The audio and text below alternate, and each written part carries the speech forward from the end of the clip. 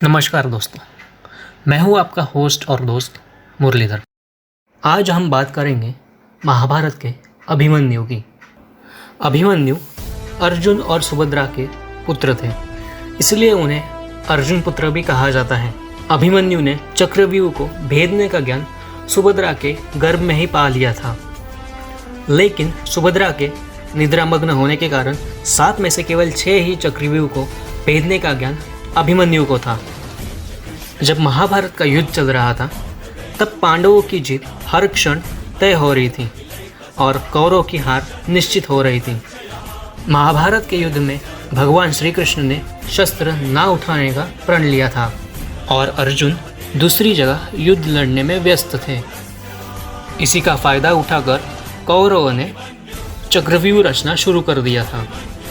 ये सब देखकर अभिमन्यु ने धर्मराज युधिष्ठिर को चक्रव्यूह के अंदर जाने की अनुमति मांगी, लेकिन 16 साल के बालक को चक्रव्यूह के अंदर कैसे भेजूं, इस विवंचना में धर्मराज युधिष्ठिर थे। लेकिन आखिरकार अभिमन्यु के हट के आगे युधिष्ठिर को झुकना ही पड़ा।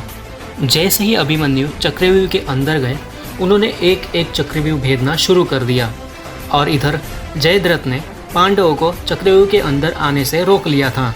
अभिमन्यु ने चक्रव्यूह के हाथी, घोड़ा, सैनिक हर एक का वध करना शुरू कर दिया। ये सब देखकर कौरव भी अचंभित होकर रह गए थे। अभिमन्यु को चक्रव्यूह के अंदर जाने के संस्कार तो मिले थे, लेकिन सुभद्रा के निद्रामग्न होने के कारण चक्रव्यूह से बाहर आने की विधि वो सुन नहीं पाए थे और इसी कारणवश अभिमन्यु चक्रव्यूह से बाहर ना आ सके और उधर ही बेहोश होकर गिर पड़े। कौरव पक्ष के सभी महारथी युद्ध के मानदंडों को भुलाकर उस बालक पर टूट पड़े, जिस कारण उसने वीर गति प्राप्त की। अभिमन्यु की मृत्यु का प्रतिशोध लेने के लिए अर्जुन ने जयद्रथ के वध की शपथ ली थी। तो इससे हमें यह सबक मिलता है कि हमें किसी भी चीज़ का आधा अधूरा ज्ञान होना बहुत हानिकारक हो सकता है।